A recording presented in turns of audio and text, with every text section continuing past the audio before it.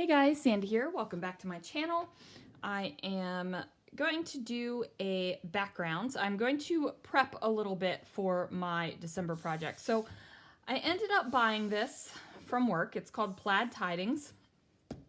It is Christmas. It's $9.99, but fun fact, Christmas is most of Christmas, I should say, is 70% off right now. So I got this for 70% off. So I paid $3 for it. And it has all the gorgeous plaids in the world on here. You guys know that I love me some plaid. So I'm just looking through and trying to figure out which one I want to put in my December project. And I'm gonna go with this one. It's a toss-off between this one and this one, but I think, you know what? Nope. Which one do I want to do, guys? I'm having a crisis here. It's going to be this one.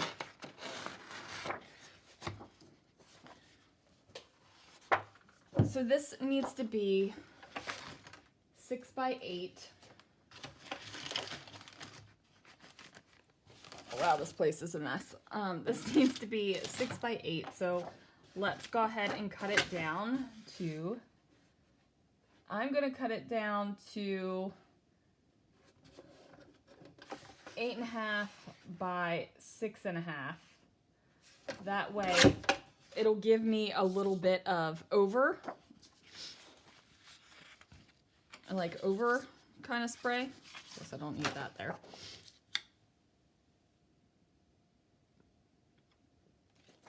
Now this is one of the stencils. This is the, I can't remember the name, the Christmas floral background stencil.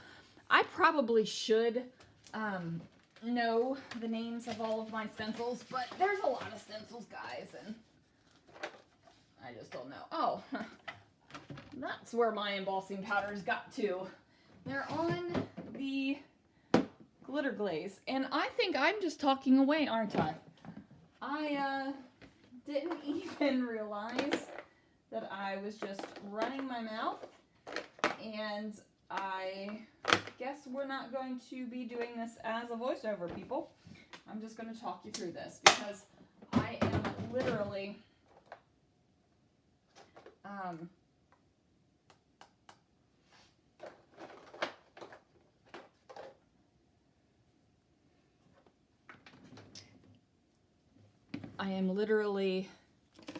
just doing this background and then putting it aside to dry. So today's video is just going to be a background. Now usually I like to make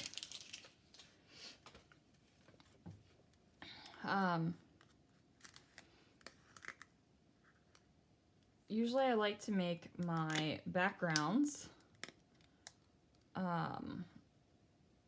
with more than just one layer. Like I like to do up a stencil a couple times, or do a kissing technique and then a stencil, or do some paint or some texture paste or something,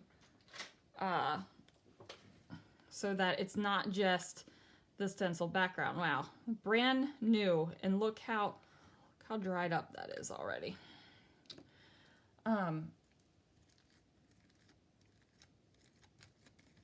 Wow. Okay. So, like I said, normally I do like to do something more exciting than just kind of like a glitter glaze through a stencil. I don't want to say step up my stencils, but I like to amp what I'm using so that it's not like the same thing over and over, right? Like, so it's not just going to be plain old glitter through a stencil. But I have a feeling that this is going to be plain old glitter through a stencil. Now this stuff is giving me a little bit of a fit because it is very dry already. And you guys saw me break the seal. Like it's brand new. This is Ranger's stickle gel.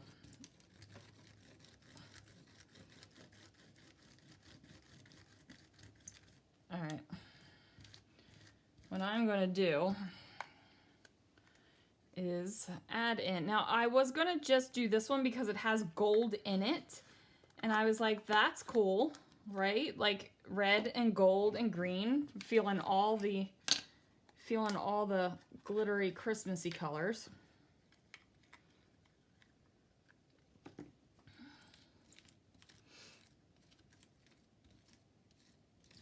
So now I'm going to add in this one. And this one I know is a little bit thicker and drier because I've had this one for a good long time. And when you have your glitter glaze for a good long time, it does dry out, guys. Okay. Now I just hope I haven't worked this stencil so much that you're not even going to be able to see what it is because there's so much seep through. I hope that's not the case. We'll see. Let's see how it reveals.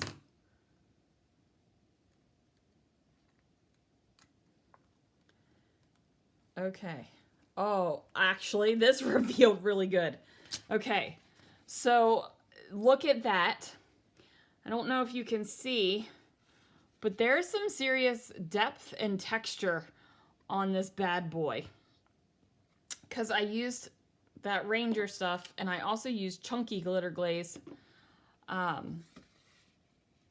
it's got big, huge chunks in it. So this is very wet, and you guys know that a lot of the times I just work on top of my mixed media when it's wet.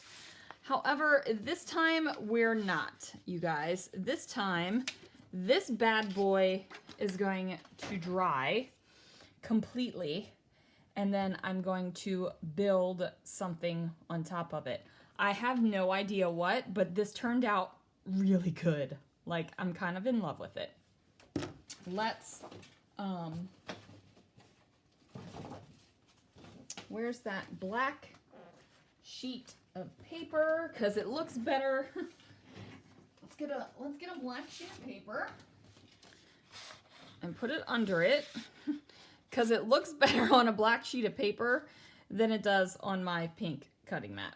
Okay, that's gorgeous.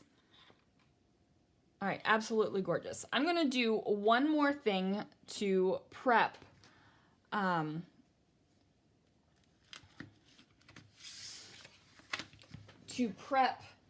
for my December project. Wow, I am really starting to fade, you guys. My mind is not my mind's not all there, and I can't find my vellum. I wanted to heat emboss that stamp, but can't find the vellum. Where are you, vellum? It's like the Christmas song version. Where are you, vellum? Why can't I find you?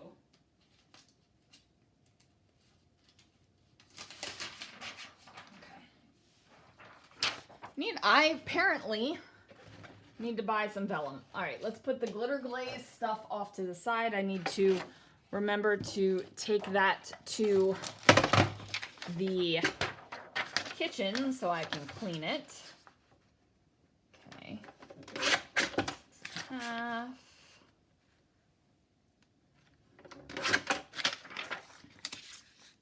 All right, I'm gonna grab my stamp positioner tool.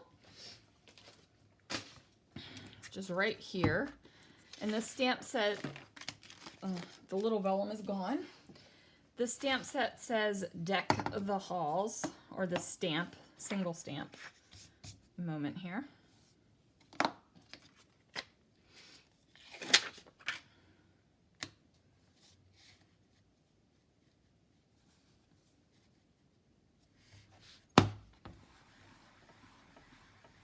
Okay.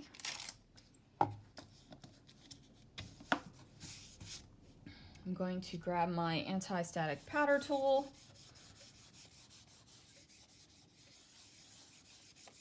Anti-static it up. Where's my embossing ink pad? Right here. Okay. So I'm going to use my embossing ink pad all over my stamp set.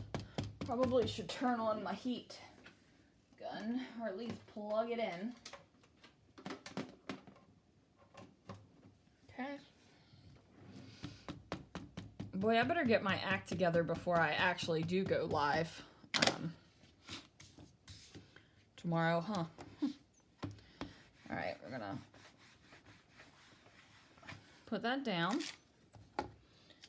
Now that gave me nice, good coverage, but I can see on the vellum that there's a couple places that I missed. So I'm just gonna add a little bit more of the embossing ink onto my stamp.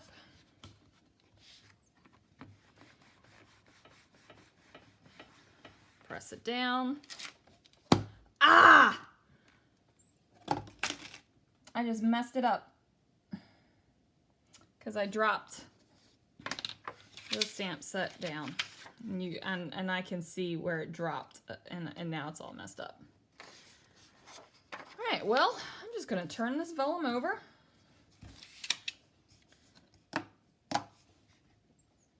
And we're gonna do it again.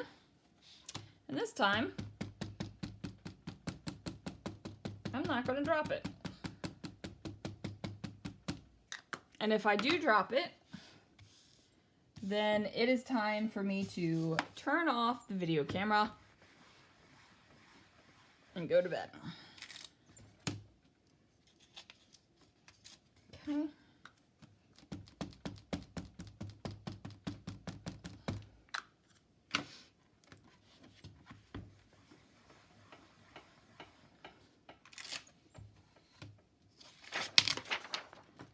All right.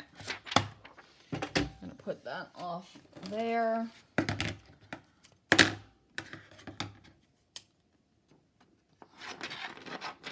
Gonna just cut off the one that is a screw up and do something with that later. We'll figure that out. And I think I want to use my Christmas embossing mix.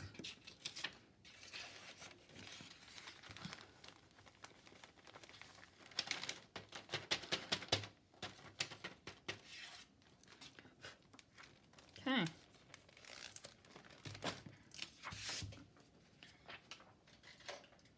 So I'm going to take a paintbrush .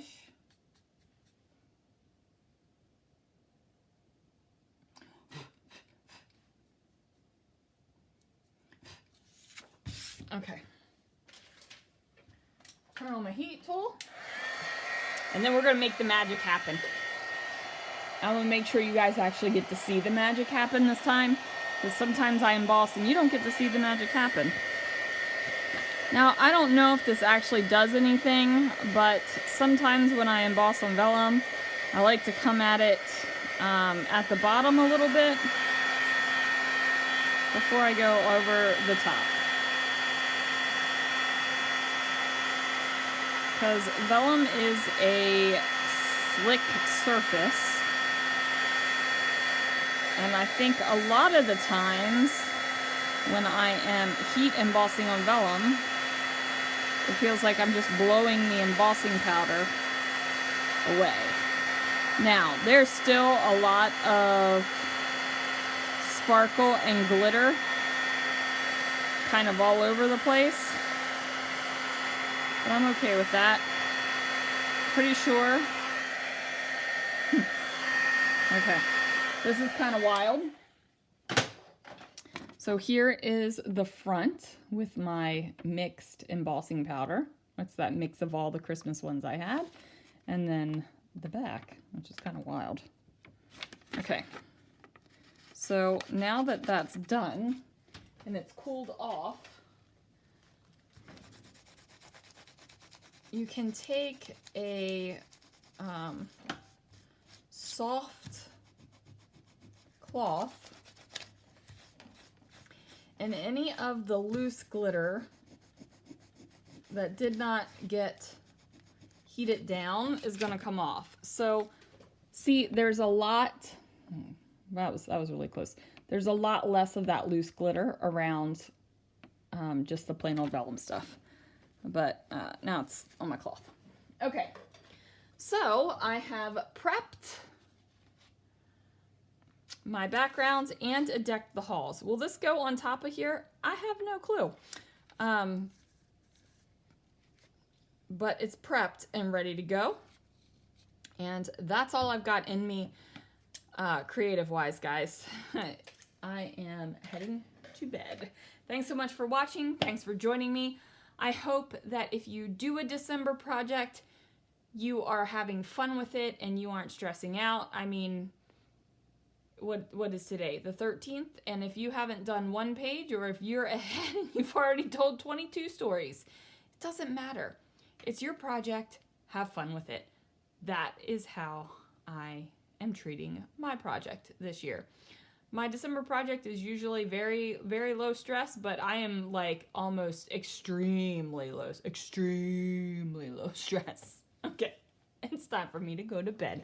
Thanks so much for watching, guys. I can't even say goodnight. So thanks for watching. I think I've tried to say that 6 times now, and I will see you guys again real soon for another video.